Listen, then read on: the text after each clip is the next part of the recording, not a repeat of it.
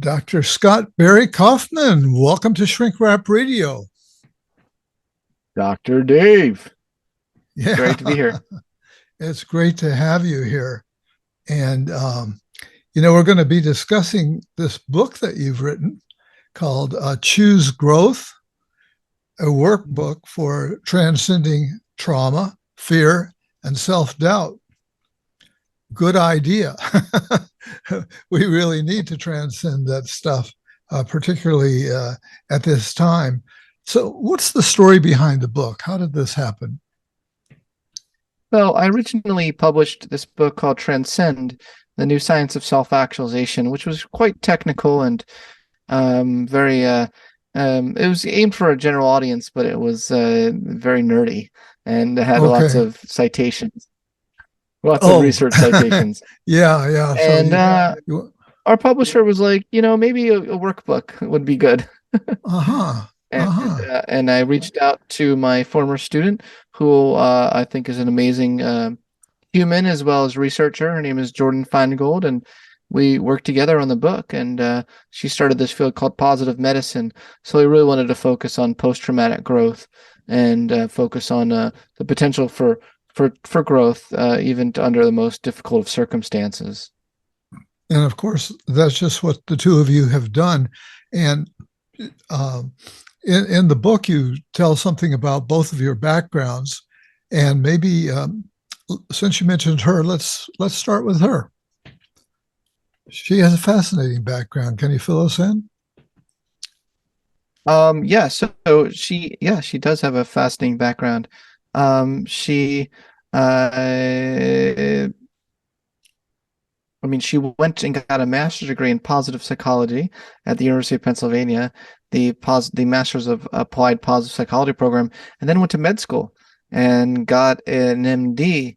But noticed that in med school there was such a dearth of information that physicians were taught about how our body can affect our minds and how the body and mind are connected, and a lot of the a lack of consideration among physicians about how mental health plays a role in our overall health. So yeah, she's really done a great job kind of spearheading this field, and it was a real meeting of the minds. Indeed. And now tell us about your own distinguished background. Oh boy, well, how far do we want to go back? Some of my background is not that distinguished. When I was a kid, I was in special education. That's right. That's right. Found it very hard to process things in real time, and became very interested when I was very young in human potential and the potential of all the people around me, the potential of my classmates in special education, the potential of, well, I was curious who these gifted kids were, and what the gifted kids have. What did they have that I didn't have? And because you were put into a class for learning disabled students, right? That's right. That's right. And I would imagine an initial sort of a blight on your horizon. You might have seen it as really a negative thing. Yeah. It lowered my self-esteem quite a bit. My anxiety levels soared, but I became determined to see what I was capable of, and within enough time, by ninth grade, I decided to take myself out, thanks to the encouragement of a teacher, and see what I was capable of. I think we should all at least attempt to see what we're capable of in our lives. And I think, well, some of us don't even try because we have certain ideas and are self-limiting beliefs. Right.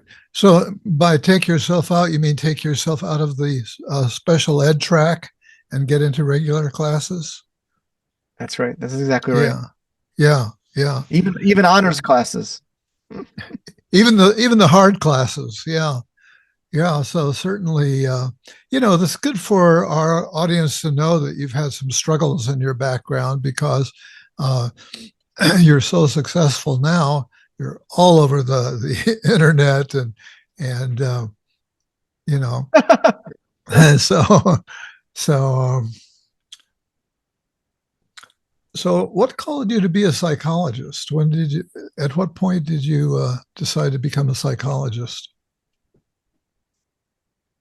Um, I'm trying to think. When was the last time? So when did I decide to become a psychologist? Is that the question? Yeah, or I've always been interested in Joseph Campbell and Me and his too.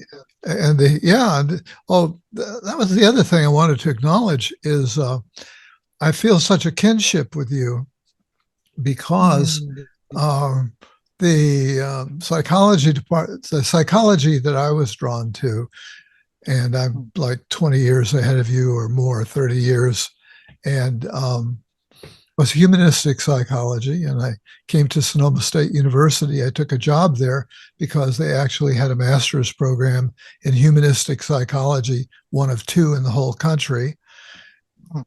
And in the two departments that both had that was because they had uh, people that studied with Maslow, and so Wow.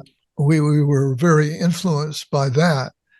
And yeah, so we have that in common, and that interest in existential psychology, and which is so wonderful to see that that's so strong in your work, because it kind of went out of it was seen by some people as kind of a fad, the human potential movement. There were mistakes, there were abuses, and so kind of dropped down in some ways. And so I see you as working to resuscitate it. Thanks. I'm trying. Um, it's even the term human potential doesn't have quite the cachet it did in the 60s. No, no, it doesn't. And I'm trying. And I mean, I started the Center for Human Potential. I thought, if I just call the center what it is, Yeah, maybe that term will. But I'm very interested in the future of human potential and where we could go as a species and where we're going as a species. sure, sure. And by the way, I also did my undergraduate work at Penn, um, although Oh, wow. there was no such program as that master's program, for coaching and humanistic, not humanistic, but the positive psychology uh, that Seligman, you know, breathed life into. And kind of tried to create some distance, I think, between himself and that history. And because he really wanted it to be new and he wanted it to be solidly research based, whatever it was going to be. That's right. No, both those reasons. Yeah. Yeah. Yeah. So if you had not become a psychologist, what do you think would you might have become? A musical theater performer on Broadway. Aha. Uh-huh. Okay. So you have some Or a stand-up ambition. comedian.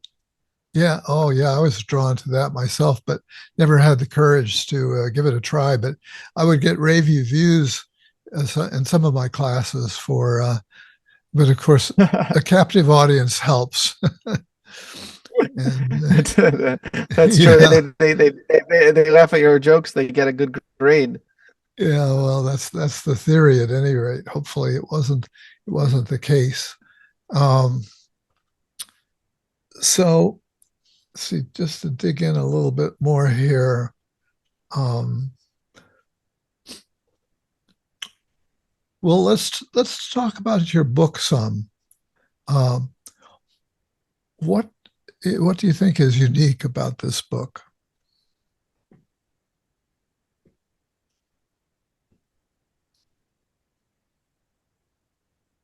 Choose growth. We're talking about choose growth. Yeah, yeah, Yep.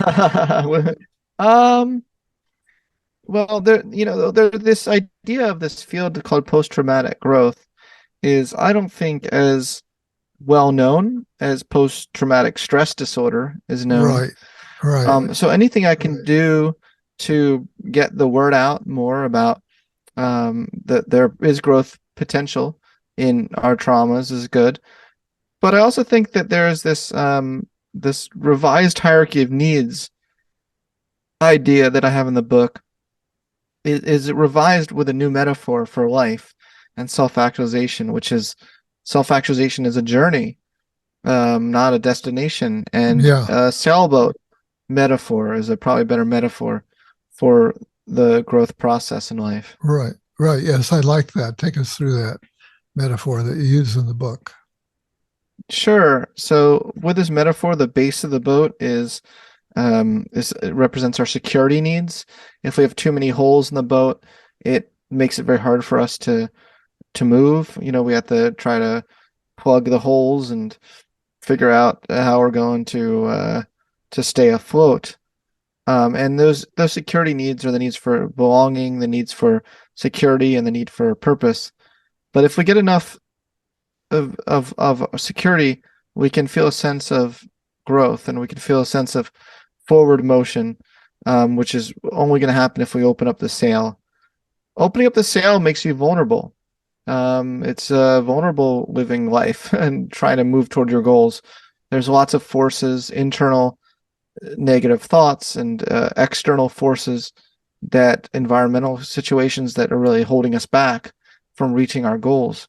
But ultimately, we have to persevere and integrate the various sides of ourselves in a way that it's harmonious and healthy. Yeah. Yeah. And I asked you about your calling, and you mentioned comedy and Broadway theater as the fallback. Um, but I'm really struck by your a big part of your calling seems to be education, being an Mm, educator across the yeah, board. yes, yes. This is true. This is true. I have a very soft spot for education because seeing as a kid what education could be.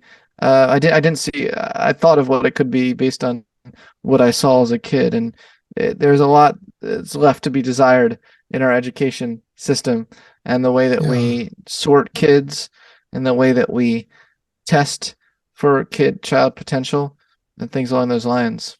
Yeah. Yeah. you know, um, I want to remember where I was going to go here.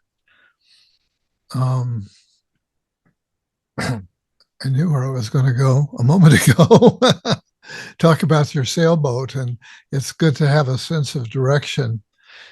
And I guess one of the key. Oh, I know Yes. where I wanted to go was one of the things I like about this book is you kind of address a lot of the issues like who is this book for? Who's going to benefit from this book? What is this book not? And one of the things that made my heart jump with joy is you said this is not a uh, a self-help book in the sense of so Mm. many other self-help books that are out there. And the reason my heart jumps for joy is because I get tired of hearing the same stuff over and over again. And and and what I like about your book is one that you admit that you've faced adversity in your life. B, that you admit that there are real problems in this world. You admit that we're not all working from a level playing field. Some people come into this life with great material advantages or family advantages, social advantages, uh, gifts, skills, whatever. Uh, and yet we still have before us, and we have these major challenges right now, the environmental challenge. We've got wars going on, wars and Mm. rumors of wars. And it just seems like, we're not even sure how long we'll all be around. So in the face of that, I think your argument is pretty compelling that, well, even if all of that's true, what are you going to do? You got to do something. What are you going to do? And you argue that, well, what you should do is shoot for the very highest for whatever you can do from where you are with what your level and gifts are, modest or great, that we all can find something to do. And Yeah. and the main thing is to buck up and take heart, because what's the point of giving in to discouragement? If it's all going to be bad, well, let it be bad when it's going to be bad. But in the meantime, what can we do? Am I characterizing your message correctly? You are. You are. Being able to have the right productive or constructive mindset for moving forward in your life is so essential.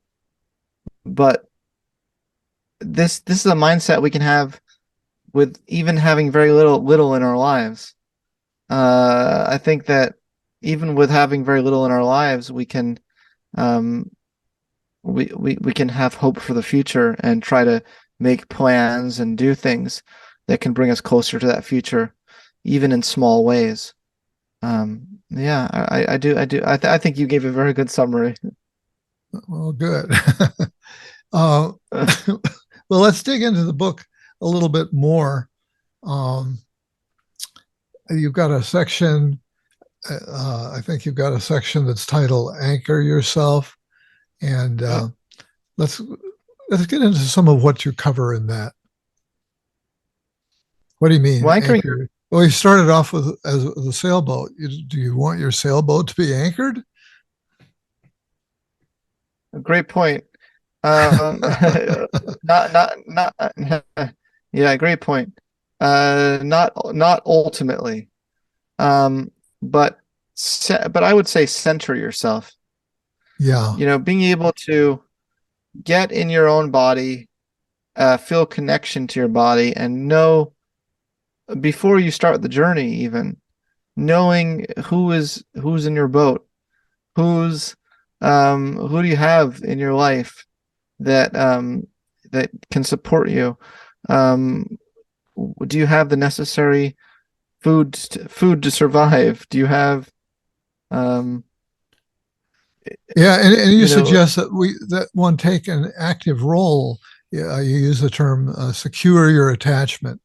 So in other words, figure out who your resources are, who you can be attached to in supportive ways, and nurture those attachments. Right, that requires some maintenance and work. It does. It does. Being able to cultivate high quality connections takes a lot of work. Being able to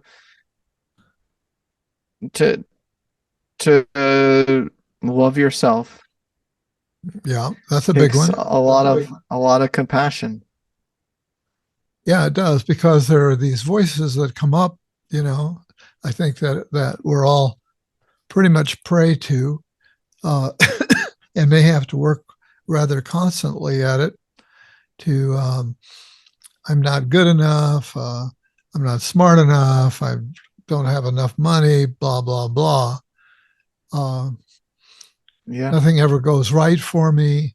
All these negative messages that our brain is so prone to throw at us, but we really need to learn to challenge those. Yes. And challenge sounds so confrontational. I would say we need to change our relationship to them. Okay. And I'm laughing because you're saying it's so confrontational, and the metaphor that I've used for myself in the past, thinking about trying to ward these things off, was imagining myself as a samurai warrior, and having to have that sword poised and ready to be attacked from any side. But you're right, that is a rather warlike, maybe maybe going against the grain that we really want to have. That's funny. That's funny. Maybe I've inspired you to think your metaphor. Um, but I mean, I think that so much of this is creating a harmony within yourself, even amongst the sides of yourself that you don't like. Um, not and treat and taking those sides and welcoming them in, but in a way where they don't have so much need to voice themselves. Mm-hmm. Mm-hmm. So they want to be heard from, and to some Yeah. extent they insist on being heard from. And indeed, Yeah. you talk about Yeah. self compassion and the yin yang of self compassion. What are you getting at there? What is the yin and the yang of self compassion? Well, that's Kristen Neff's um, Oh, I've interviewed her. work. Yeah. That's wonderful. Yeah, that's her work. Say arguing that there's a tender kind of self-compassion that's very uh, stereotypically feminine, and then there's like a more assertive uh, form of self-compassion where we take action to reach our goals. And well, both the yin and the yang are important, and integrating them is super important, especially for your own self-esteem and for cultivating a healthy self-esteem. Yeah. Yeah. Yeah. I've been very influenced by Jungian thought. And so I Mm, like the sense of balance that is in the Jungian worldview of integrating all your parts without mm, without casting them aside, because often there are jewels to be discovered, mm. in the very things that we think are our faults, or that we tend to blame ourselves about. Yeah, yeah. There's a lot. You had a lot of wisdom, that's for sure. One of the things that you advise is to ditch perfect. And I Yeah. think that many of us try for perfection, and or we've formed impossible self expectations, Mm. and that we feel like we've let ourselves down, or that we've let others down if we don't achieve our high standards. Yeah. Spot on. Okay. So you talk about embracing traumatic growth, and you talked about post traumatic growth. And that's a Mm. huge topic in itself. And it's one that's very timely, right?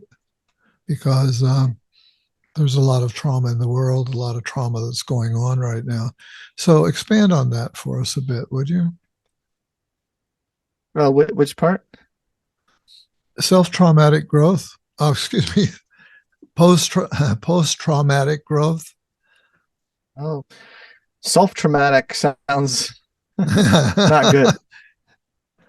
Not good. But there may be in that slip there may be a kernel of truth, right? Totally, totally. Well, when we attempt to um, increase or decrease the entropy in our lives, there's always psychological entropy. Things can very easily get disordered, disarray, and we're always trying to create some order, some sense of coherence in our environment. When we experience a trauma or an event that very much violates our expectations of how we thought the world works. So we get to a point where, oh, well, we thought that all people were nice, and then someone was horrible to us, or no one ever dies, and someone loved one in your family dies, and you have to see the world in a different way, see your plans in a different way. Managing that entropy can feel overwhelming, and can feel very hopeless. But post-traumatic growth allows us to reflect on the situation, find some meaning in it, and think of how moving forward it allows us to grow in some way. Maybe it makes us a better person. Maybe it helps us form stronger connections to those in our lives. Maybe it gives us a greater sense of purpose or agency or new avenues for creativity. If we're very like forward looking, even knowing we can't change what happened, that can be very helpful for us. Yeah, we hear a lot about post-traumatic growth or post-traumatic post-traumatic. What's the word Stress I'm looking disorder, for? Yeah, stress. yeah, we hear about the negative side, but the fact is Yeah. that there's a lot of research, right, to suggest that not everybody suffers from PTSD who've gone through Hmm. very traumatic circumstances. And I believe in this book, and probably even more in your first book that has lots of footnotes, there's a lot of evidence and research that's been done on post-traumatic growth, right? Can you hold on one moment? Yeah. Hello. Hey, buddy. How you doing? Oh, I understand. I 100% understand. What are you thinking?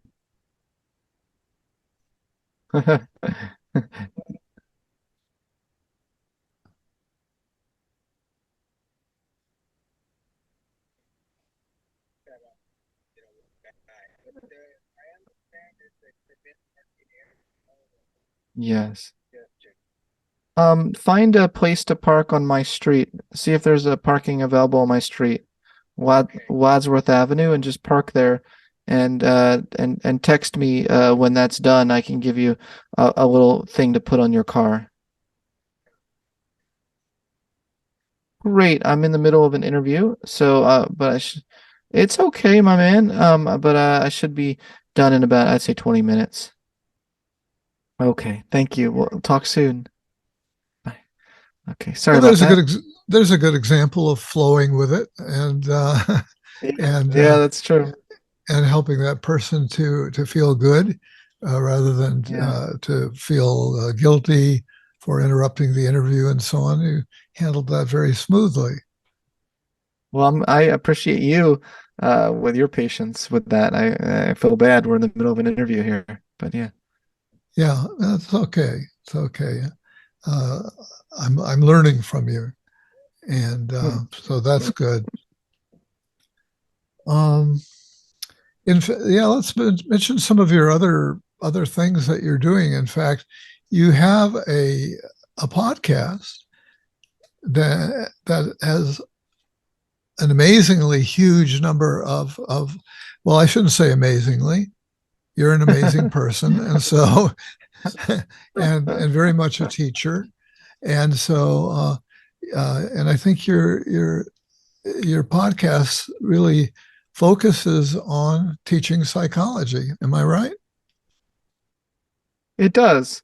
It does. It focuses um, on human potential and creativity and self-actualization, and what are the things that we can do to really help us move in the direction of becoming our best selves. Yeah. Yeah, yeah. So I was really impressed by that. And you mentioned an institute. Tell us about your institute. What's the work of the institute? What are you doing?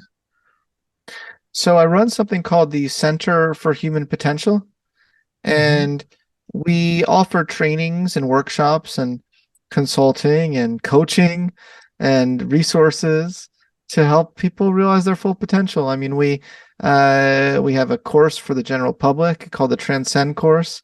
We teach them the latest science of human potential, but we also are working on a coaching, self-actualization coaching training program for professionals, as well as others in other sectors of society.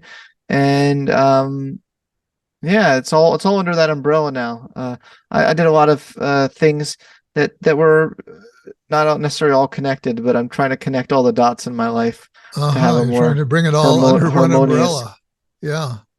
Yeah. That's right. So you That's say right. we are there other people that are involved in this, or are you doing it Well, single-handedly? well, I was speaking about my multiple personalities when I said we.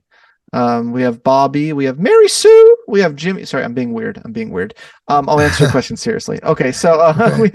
we have a whole team of non-imaginary people that I work with um, that are certified coaches and badass humans with lots of experience in industry and in the workplace and bringing flow and creativity into the workplace.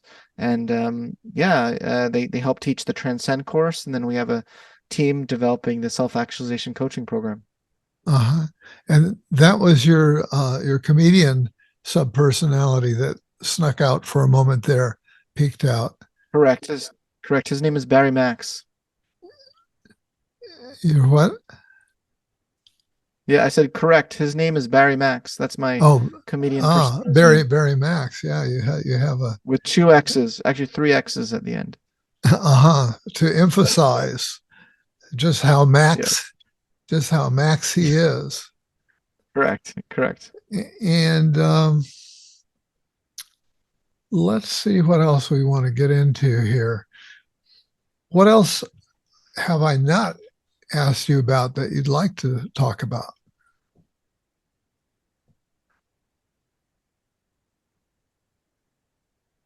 I don't know. I mean, there's so many things we could talk about. I don't know. I think it's just up to you. What do you most want to get out of this interview? Yeah, yeah. Well, I'm getting out of it what I want to get out of it. I think Great. yeah, I think, one of the things that you talk about, well, you mentioned your transcend, and this is a word that's really important in what you're doing. So tell us what transcend means to you in the context of your own life and what you're urging other people to do. Well, transcendence is it feels like a very high in the sky term, something that maybe it's hard for us to ever get to or to accomplish. And I wanted to make it very clear that it's not a destination, it's a direction we move in. And when we move in the direction of transcendence, we are getting outside of ourselves in some way. We are not so focused on our own problems. We're focused on helping alleviate the problems of others. We are not so focused on self-critical thinking, but we are maybe creating in the moment with full attention. You know, there's just a loss of self-focus, and beautiful things tend to come with that. Beautiful, Yeah, beautiful experiences and connections yeah. You and talk about creation. savoring life. That's a term that I've been hearing lately. Uh, somebody, somebody, somebody actually brought that up in a conversation recently. One of my friends, I don't know where he got it from, but was talking about somebody had suggested that when he's going to sleep, if he's having trouble sleeping, that he should see what in the day maybe happened to savor, and it's I about love that. gratitude. Yeah, yeah, I like that too. Yeah, savoring. I mean, we do, how often do we take the time to really savor the good in our lives, especially the things in our life that we have seen again and again and again, you know, as opposed to everything new. I mean, it's easier to savor something new, I think, but can you savor the sunset every time you see it, the raisin every time you eat it, the partner every time you see them, and talk to them, and treat things as fresh and as grateful. Are you grateful for your existence? Even savoring your own existence. Yeah. I'm a big fan of savoring one's existence. You mentioned partner. Do you have a partner? Are you a married guy or partnered in I any have way? many I have many partners. Yeah. Beyond that, do you have a special partner? Is one of them more special than the others? Well, no. Um, uh, I'm not married. I'm not married at the moment. Okay. That's Uh-huh. true. Yeah. And do you have children at the moment? Sometimes people have No, children and they're not married. that's true. That's very true. No, I don't have children. But I'm open to it. I'm open to it. It's something I think that would bring me a lot of meaning and joy, but it Yeah, is not something that has happened, I yet. can testify Yeah. to that. I've got 4 adult Mm, kids and 7 grandchildren. So I wow. did go forth and multiply, as You we are did. enjoined to Well, do.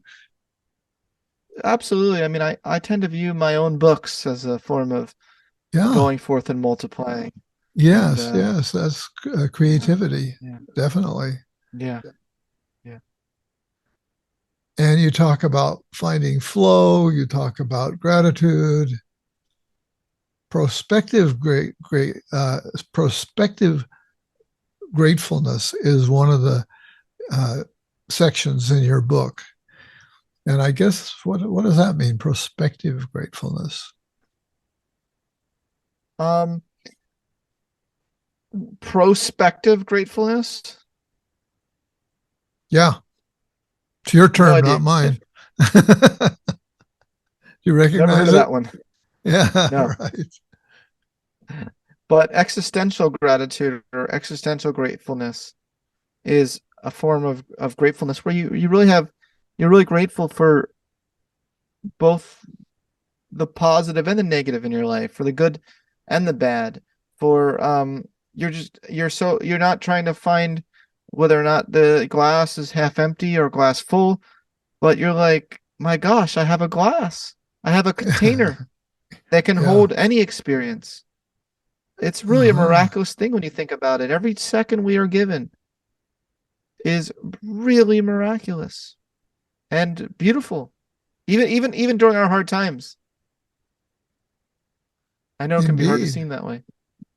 Yeah. Yeah, it can be, but as you kind of point out in the book, that's our task. Uh, Yeah. maybe it's our opportunity. I'll state it Yeah. positively. It's our Yeah. opportunity, and we have the Yes. gift of that opportunity and of choice, which is what your book is about. Yes. Choose Yes. growth. Absolutely. Yeah, Choosing growth. That's right. yeah. So, anything more that you'd like to add to kind of wrap this up? Some closing message? I don't really think so. I think this was a great chat. It was nice to finally meet you. A fellow psychology podcaster. It's not every day that I meet such someone who's in such a similar frequency as me with Yeah, what they're good. trying to do in this world. So no, so it's good. Yes. Yeah, yeah, great. Well, that's great. And uh, so, Scott Barry Kaufman, I want to thank you for being my guest today on Shrink Wrap Radio. And keep up your good work. Keep up all your great educating and all your good production and magnificent magnifying. Thank you. Thank you. It means a lot to me. You too.